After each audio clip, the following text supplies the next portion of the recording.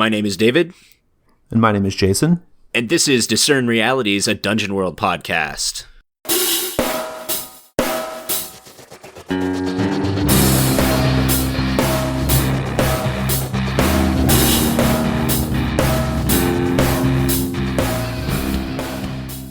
Our first segment is What Happened Here Recently.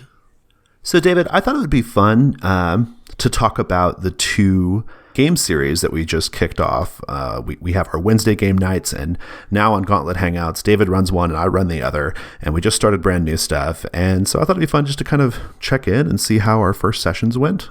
So what are you running right now? Yeah, so honestly, probably for most of this year, I'm going to be running a different adventure series in the Anglekite setting book. I've mentioned that previously. And we just kicked off our next session that I'm calling the City of the Dead, and it all surrounds going to the necropolis, where the denizens are known as the necropolites, and they are educated dead who just want to spend all of their time studying books, and since they have no lives to lose, they can just keep learning and growing in knowledge. So since the end is nigh, the King of Anglekite has sent the players' characters to go find out if the necropolites know anything about how they could stop the world from ending. Because if anyone's going to know, it's going to be them. What's going on at your first session? Mine's good. I'm actually running World of Dungeons, but it's same family of games, right? So it counts. I'm running World of Dungeons. I'm doing a Lamentations scenario called Scenic Dunnsmouth. It's one that's been around for a few years.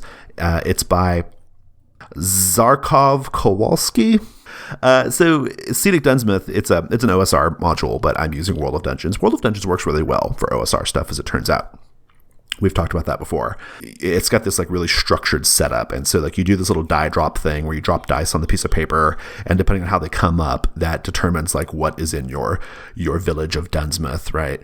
And then you draw some playing cards for each location to find out which denizens of Dunnsmouth are at that location and kind of what's going on. A really, really fun setup process. I have a picture of it on our G Plus community of me doing it, being OSR as fuck, as I like to say. But the first session was great. I'm going for a real specific vibe on this series. It is a kind of a Southern Gothic swamp mystery, backwater, hills have eyes, hick kind of thing, right? Like kind of a horror Louisiana kind of vibe. That's kind of what I'm going for, because Dunnsmouth is in this swamp, right? And all the people are kind of a little inbred and hickish, right? Backwater. And so that's kind of the vibe I'm going for. And the first session was pretty good. I mean, it was a lot of just getting to know you with the characters, but we had some scenes that were filled with some really good tension. And we've already started to kind of, have some mysteries going on. We're all doing a really good job, kind of building the dread and then occasionally sort of, releasing the tension of the dread with a little bit of humor. It's just this nice mix of kind of, sort of feverish, surreal, scary, but also funny. I'm digging it. Nice. Oh man, I just remembered something that I'm so excited about from my session. I have a new player. He has made a character that is a ranger, and his ranger's animal companion is a pigeon. Oh, nice. I thought you were going to say a wolf. No, it's a pigeon. And also, one of the other player characters has a dog-sized spider that is very interested in the pigeon. Oh, nice. I have a ranger in my game too, and his animal companion. Well, first he wanted to have a feral man beast as his animal companion, and I was like, oh god, no feral man beast. That's just an NPC. That's not a pet. And so instead, he's opted for just a slime, a clear slime, like a ooze, like a gelatinous cube. An ooze, yeah. I'm into it. He's doing some fun stuff with it. So yeah, nice. But no, it was super fun. I was kind of interested to hear how your game went. So. Oh yeah, it was a great start off. I'm gonna say some more about it in a later segment. in particular to how I'm kind of launching these Anglekite Session 1 games. I'm doing some unique stuff there that I think is adaptable to a variety of circumstances, but more on that later. Cool. Awesome. Let's move on to our next segment.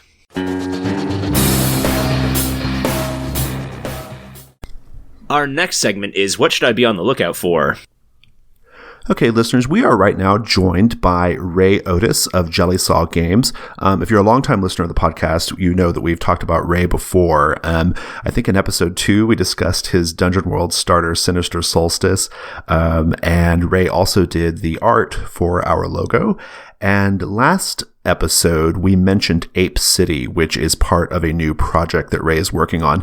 And that's what we're here to talk about today. We're going to talk about this new project, Plundergrounds. So Ray, maybe just give us an overview of what the Plundergrounds project is. Yeah, of course. So Plundergrounds is something I've been working on really for over a year. It just finally materialized as a zine recently, but it's a series of themed starters for Dungeon World, and in the zine format, there's going to be 6 of them. I'm planning on releasing one every even month of 2017, and then maybe doing an actual physical box set or something at the end, but for now, just electronic distribution. Yeah, so Ray, our first issue of Plundergrounds is out now. Are you actually giving that one away for free? Yes, yeah, that one's up on the Patreon site for free. It's also at my jellysaw.com website for free. Okay, and that one's called Ape City. What can you tell us about it? Well, it's themed around, I don't know if you know anything about Dungeon Starters. It's a format that Marshall Miller kind of came up with, and it has different components to it. There's impressions, there's questions, there's threats and items. But essentially what it amounts to is presenting material to start an adventure in a modular format so that you can pick up and use the things you like and ignore the things you don't. And also it's a non-linear format, so it gives you all kinds of useful tools as a GM without putting everything on a prescribed path where you're trying to predict what players are going to actually do. So it's great for Dungeon World, because Dungeon World, everything's emerges at the table. It's kind of emergent story at the table, and you don't want to come too prepared to a session, or you're going to kind of force things into a box that's neither comfortable nor fun for the game. Yeah, I've seen Ape City, and I've gone through it. I've read the whole thing. And I think calling it a dungeon starter is, a lot of our listeners will be familiar with Marshall's dungeon starter, thing. I think calling it a dungeon starter is something somewhat underselling it, because it's a little bit more than that, right? I mean, it's got a little more detail. It's got more stuff. I think it has more stuff in it than most dungeon starters normally do. Yeah, I read it yesterday, and I would probably go so far as to say it's probably like a campaign starter. Yeah. It's bigger, right? I mean, which is awesome. It's just got lots of cool elements that are. It's just a little bit beyond the scope of the normal starter. It definitely is. So I started with that kind of concept of the starter, and then expanded on it from there, and tried to work back into it multiple times to layer in different potential storylines, different types of stories. So there's a kind of a political through line in there. There's a straight up kind of combat, gladiator battle, adventure through line in there. So there's an exploration through line. So there's just different things you can do with it. And for me, it was not about. So that's where I kind of broke out. Originally, when I was thinking about the project, I was thinking about it in these back and front of one page kind of presentations. And when I moved to the zine format, that gave me a whole lot more room to kind of spread the idea out and put a lot more layers and richness into it. And so, I'm really excited about what came out of that, because I feel like it's a 24-page digest-sized booklet, which doesn't sound very big, but boy, when you start filling that thing up, you realize that's a lot of space to fill up. That's a lot of space. Yeah.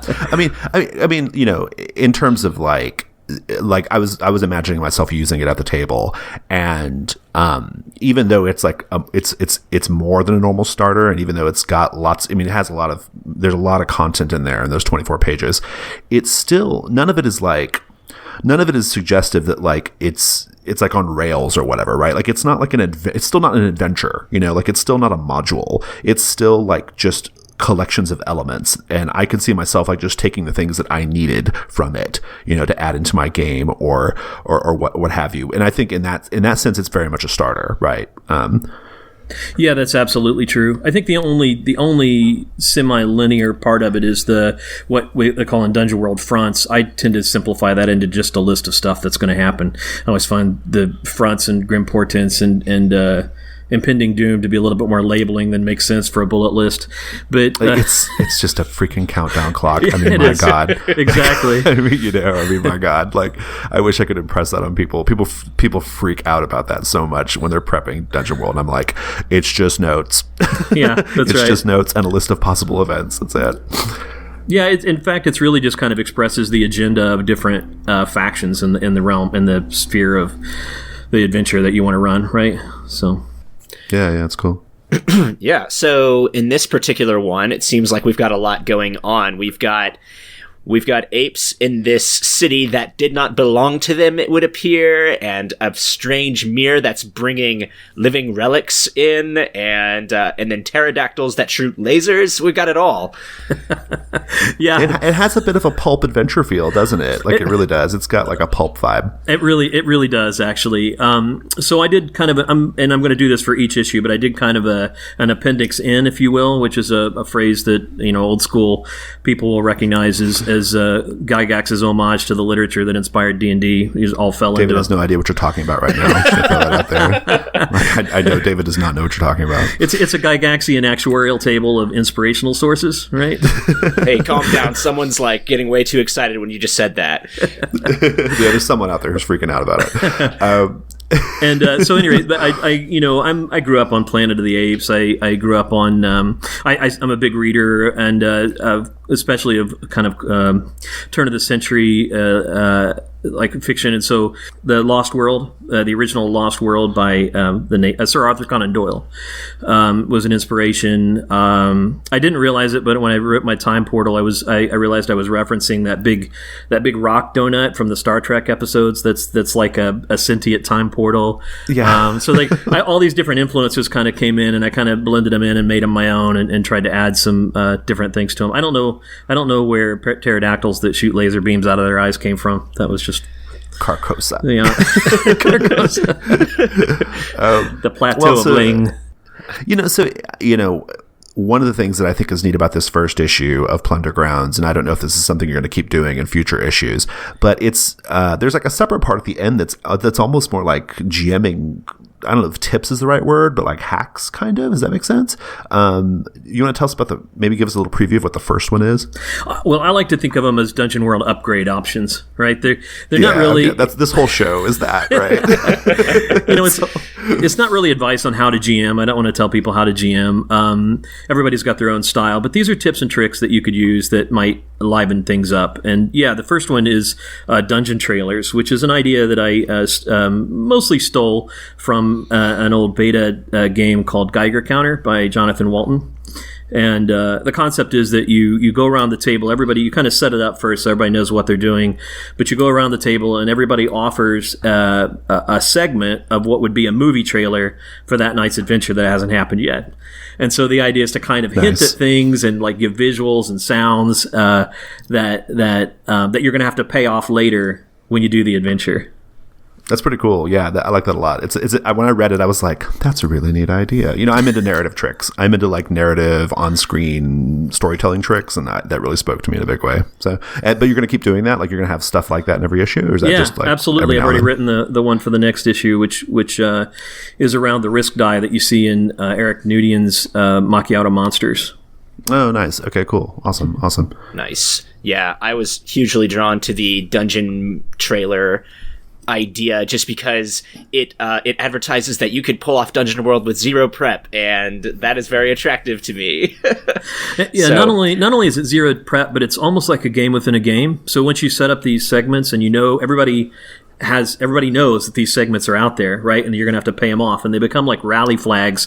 So everybody, as you're working the fiction, people are trying to insert things and try to work it towards paying off one of these segments. And I usually build some kind of reward in for my players, so I'll give them an XP or something if they introduce one of those segments. And then also it's a clock, because let's say there's 8 segments, as you're getting close to the 8th one that you're getting close to the end of the adventure too. So it has a lot of it actually works really well at the table. It requires people to kind of I always think you can do it if you think you can do it, kind of stuff with role playing. So it might be a little intimidating, but most people have seen movie trailers, and you give them a little bit of confidence, and I find that people just jump right into it. Nice. That's awesome. Well, you've alluded a little bit to what's going to be in the next issue. Is there anything else that you can hint at and tease at for Discern Reality's listeners? Yeah, sure. The next one's almost done, and it involves an abandoned underground dwarven city. And at some point, possible is a metal titan fighting a 30-foot tall demon, stomping all over the city. So that's I'm excited about that. But Nice. But actually, one of the ones beyond that I'm really excited about. I assume you've seen one of these shows like Hoarding Buried Alive. Oh, sure. Yeah. Okay. So I was watching one of those one day. It was just kind of came on the TV, and I got sucked into it. And I remember I was about halfway through it, and I thought, now that is what a dragon's treasure should be like. Right? Dragons should have like a psychosis, and like instead of it just being a mound of gold like you see in most movies, or it should be like one hallway full of wagon wheels and used chamber pots, and another one is like maybe just doll heads or something crazy, and just things packed in so tightly that if you're going in to look for the treasure, you're gonna have to wade through all kinds of shit. And in that one, I'm the Horde itself has its own ecosystem, so there are things like living in the Horde and some things that are sort of the Horde, like made out of the Horde. And the dragon itself is largely off-screen. So imagine you're exploring a subway tunnel and worrying about being hit by a train. You don't know when it's going to show up. Nice. And when it does show up, everybody's screwed. And so I think that one's going to be pretty exciting, a different take on it. That's pretty cool. Yeah, that sounds pretty awesome. Well, so I guess maybe just wrap up real quick. Tell us a little bit about like the Patreon and about like how you anticipate distributing these issues. We know the first one's free, but like how do we get future issues of Plundergrounds? Right. So it's just my site is patreon.com/Ray Otus. So it's pretty easy to find. And it's really simple. I have one level, kept it really basic, and it's a $2 level. And so every time I deliver an issue, you pay me $2. And then collectively, basically what I'm looking for is to help in offsetting what I pay for the art. We didn't talk about the art. Yeah, we should totally mention the art. Yeah. Well, that's for me. That's like a side benefit of doing this. I mean, creatively, it's just something I wanted to get out. Was excited about. I had all these notes, and I wanted to put it in some sort of final form. So mostly so I could exercise it for my brain. But this gives me a chance to support some artists. And I've already bought art for the first one and for the second one, and I was spending around a little over $100 an issue on art, which ultimately will be a burden. So it's great to have the support of people to help me offset that.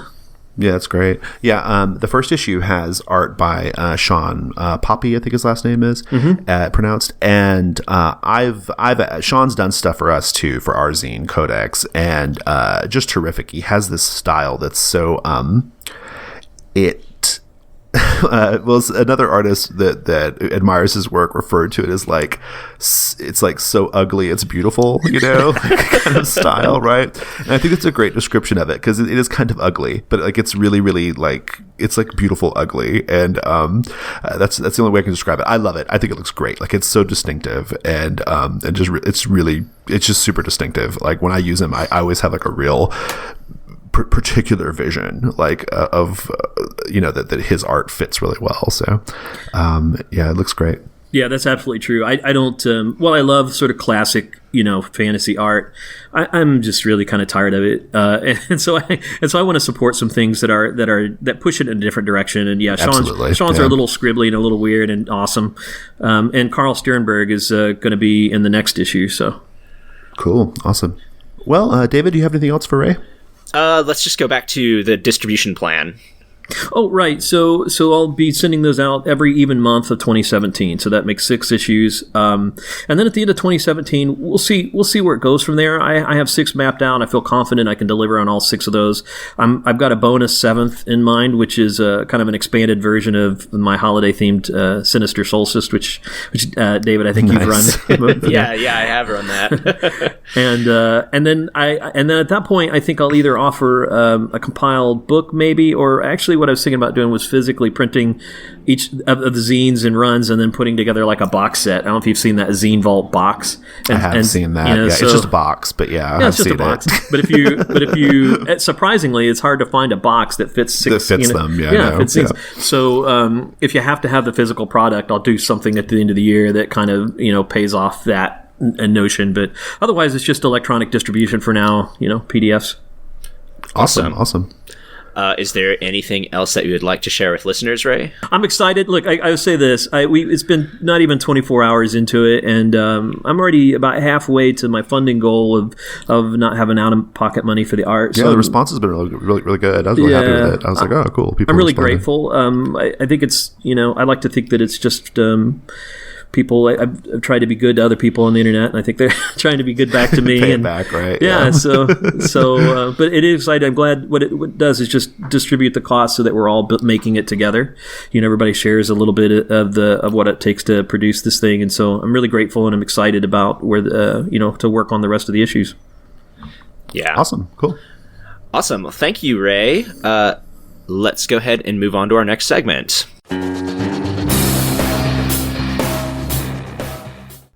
Our next segment is What Here Is Not What It Appears to Be.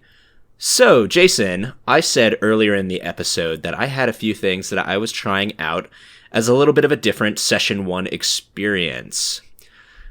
So, we've talked about in the past on the show, starting out a session like in media res, like in the middle of a combat, to really get the action going and everything flowing.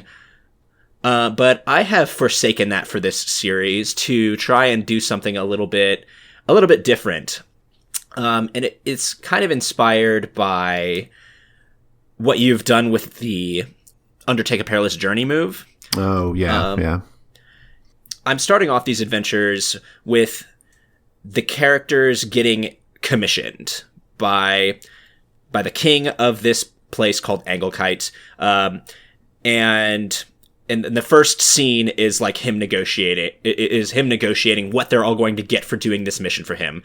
So it takes care of a few things right off the bat. Like, you don't have to worry about, like, why are the players together? Because you want to take this job and get paid by the king. That's why you're together. It's also like a really funny scene because, like, I have I make them do like a lot of charisma rolls if they want like more than what the king is offering. And, nice. And the king just whispers to his little sycophant. And then the sycophant like responds to them, and his name is Bean Counter Pettigrew, and he's like very snide. It's a good name. I like it.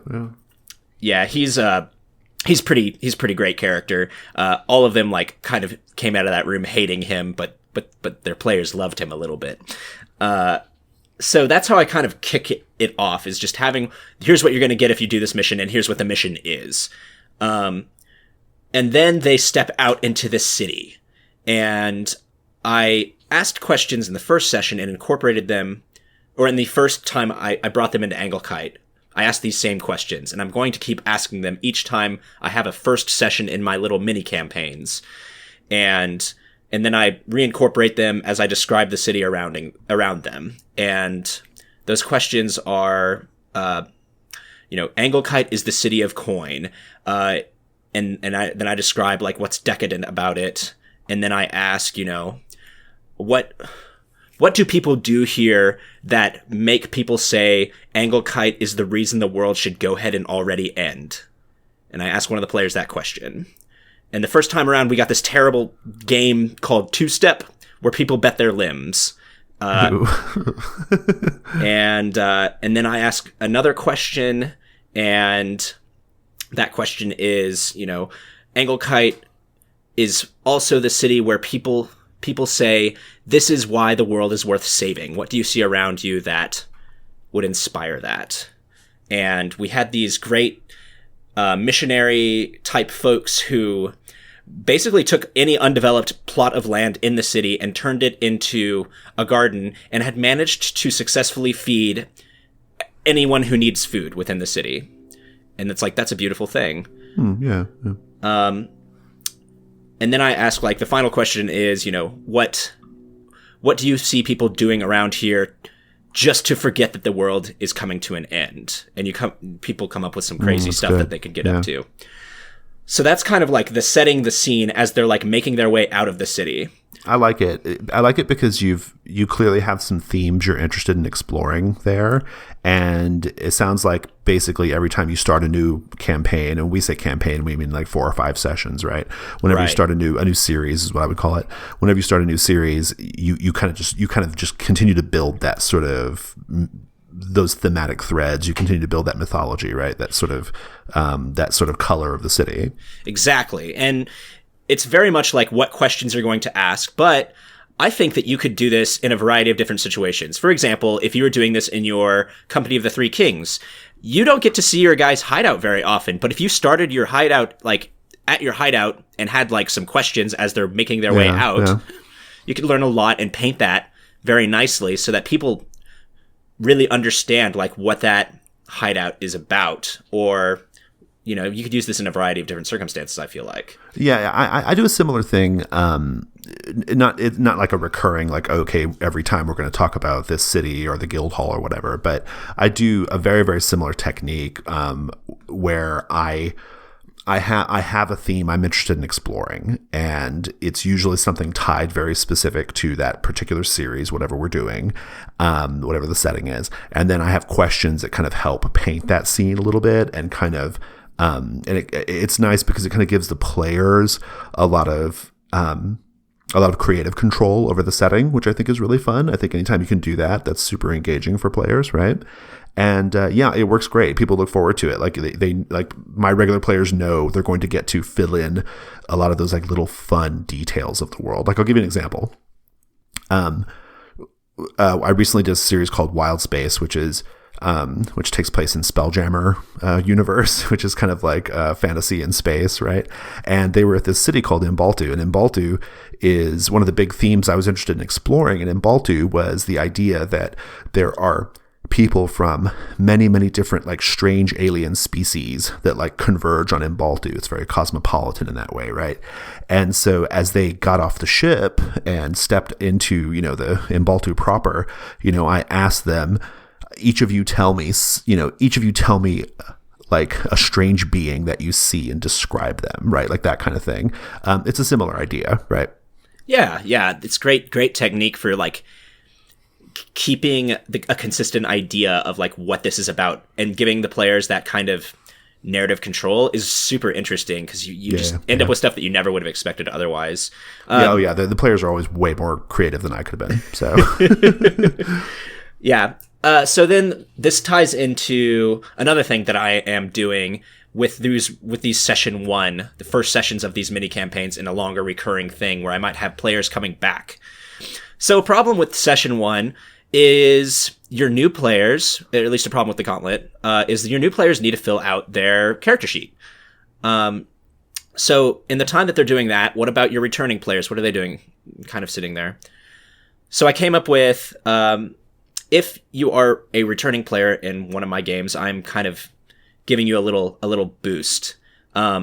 I will describe like what kind of has happened in the time between your last adventure and this adventure, because some time has passed, weeks, or maybe a month, maybe longer.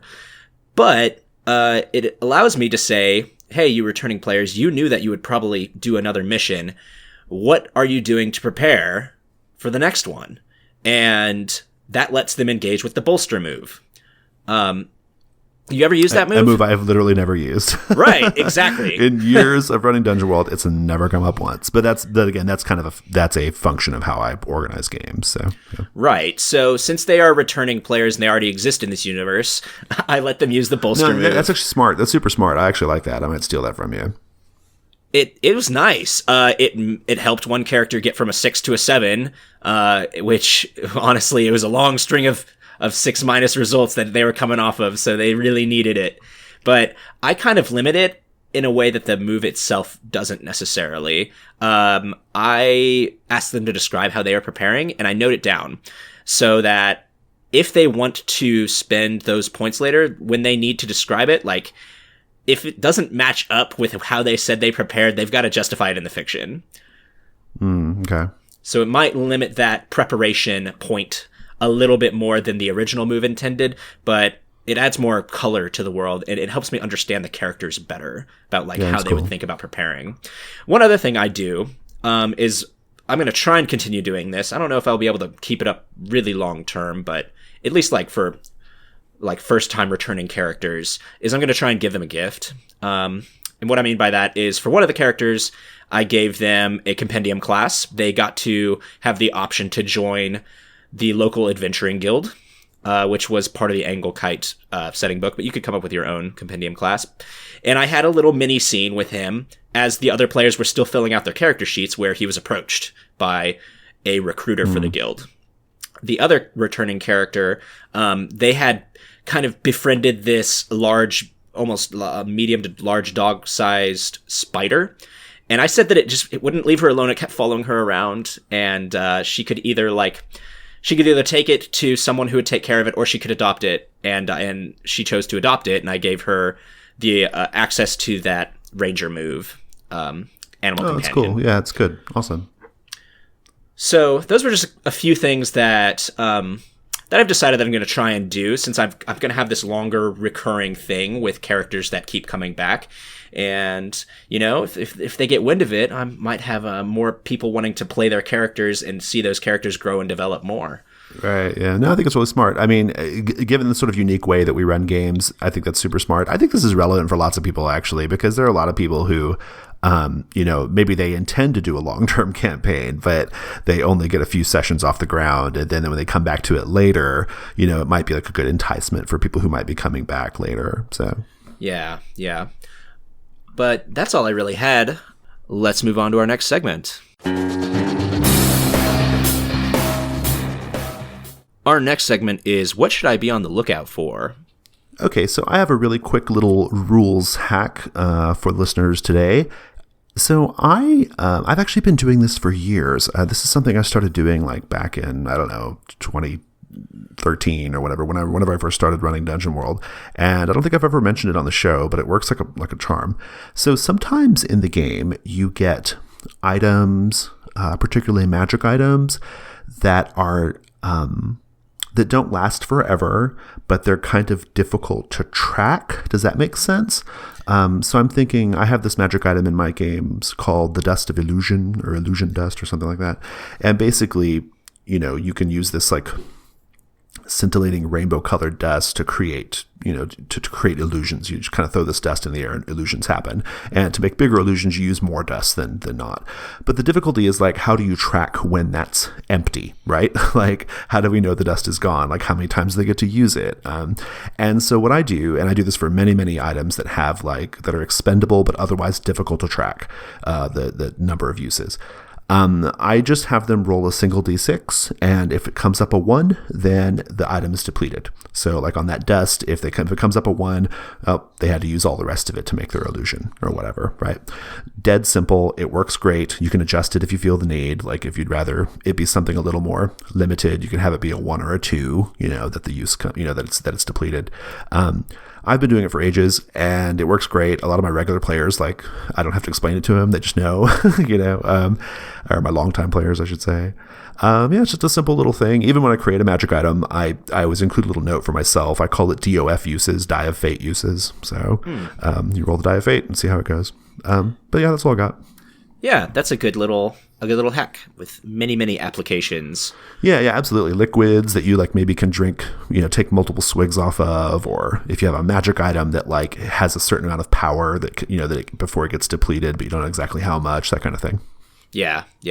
Awesome. Let's move on to our next segment.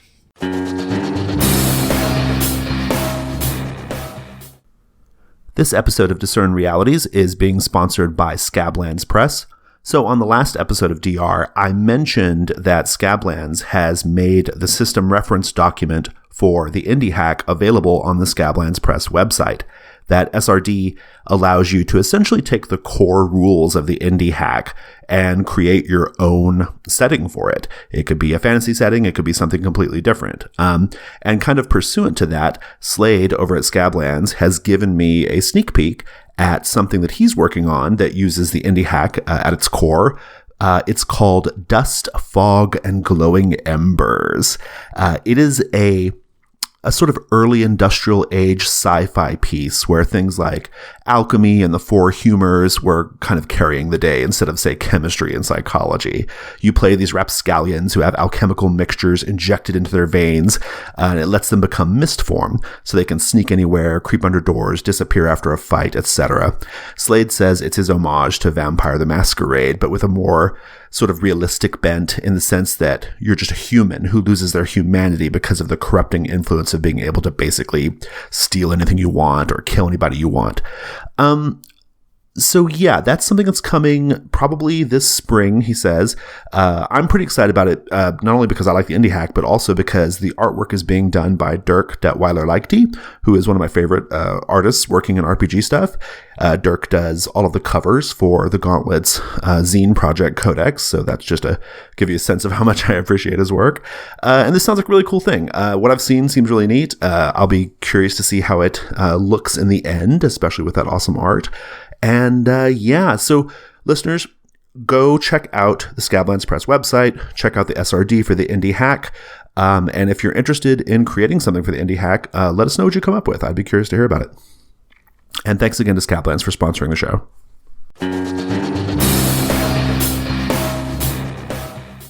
Our next segment is What is About to Happen?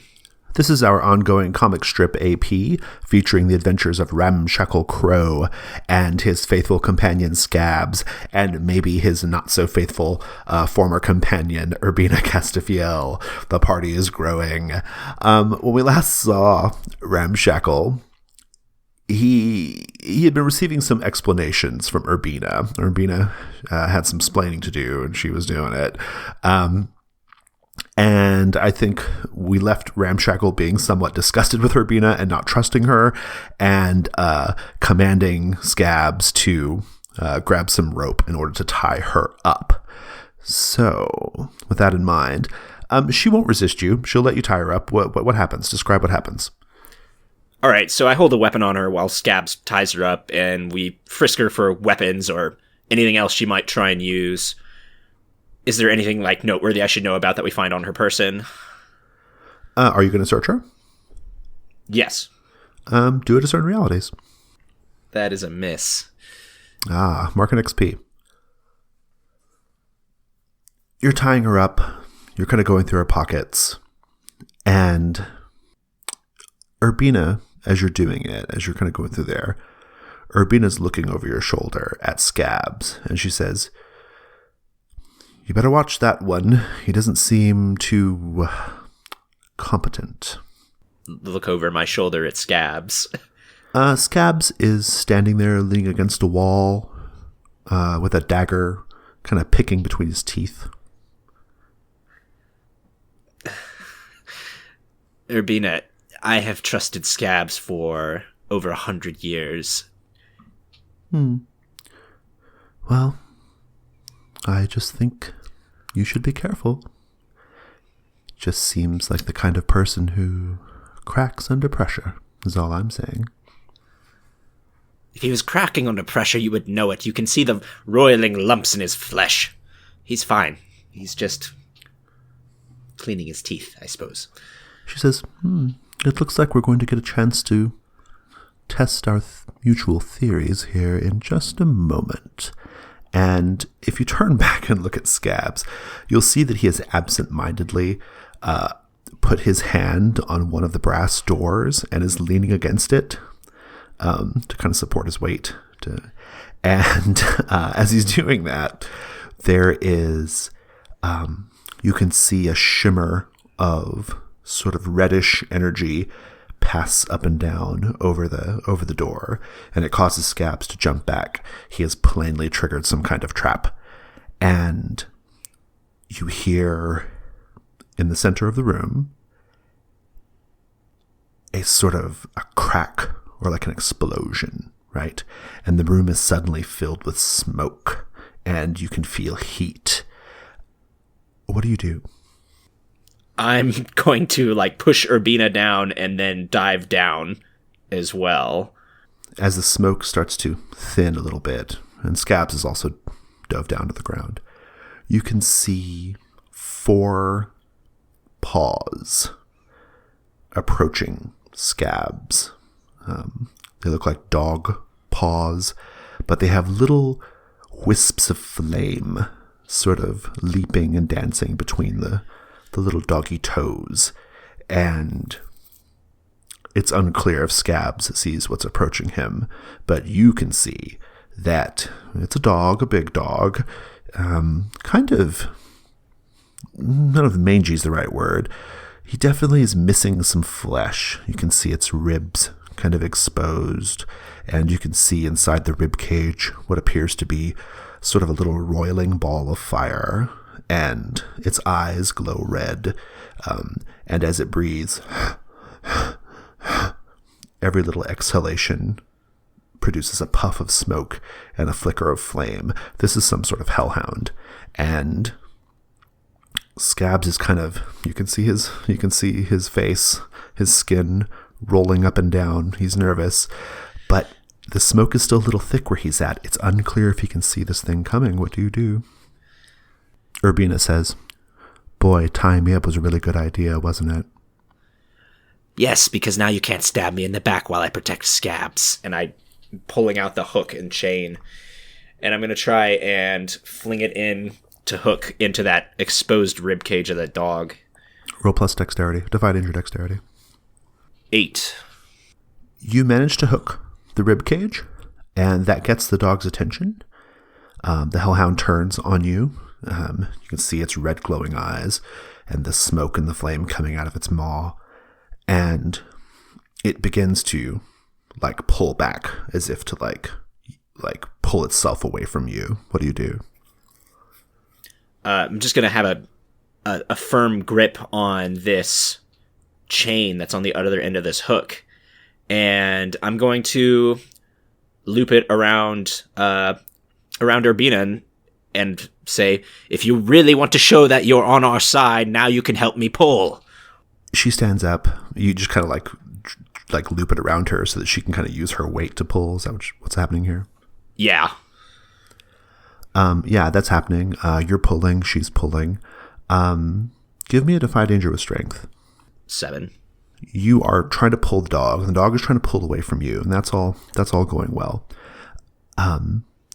Scabs has scrambles up and says, Scabs kind of scrambles into the sort of little cleared part of the smoke where the chain and the hellhound are, and he says, Ramshackle. He's like, and he's pulling out like a short sword, right? He's got this short sword. He says, "Hold it taut, keep him there. I'll stab this into his skull." And you're pulling the dog is pulling you, and Scabs is going to basically try to jam the sword in its mouth. But you can see from your vantage point, you can see that little ball of fire inside the hellhound's rib cage is sort of expanding and roiling, and he looks like he's getting ready to exhale a belch of flame right in Scabs' face. And I think we'll leave it there.